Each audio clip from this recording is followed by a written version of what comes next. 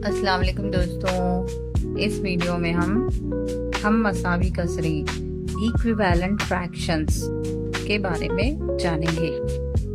हम मसावी कसरों के मानी क्या है? कसरें जो एक ही कीमत जाहिर करती हों हम मसावी कसरें कहलाती हैं। चलिए एक मिसाल के ज़रिए हम इसको समझेंगे।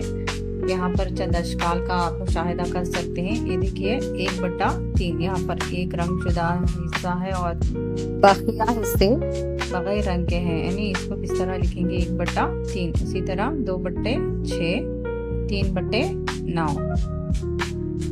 हम मसावी कसरें दरियाफ्त करने के लिए शुमारी कुनंदा और नसब नुमा को सिफर के अलावा किसी भी मसावी अदद से ज़रब देंगे। अब 1/3 को जो है 2 से ज़रब दीजिए। 1 ज़रब 2 कितना हो गया? 2।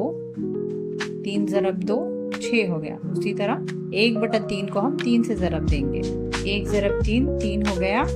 3 ज़रब 3 9 हो गया, यानी 3/9। इस तरह से हम मसावी कसरें हासिल कर सकते हैं।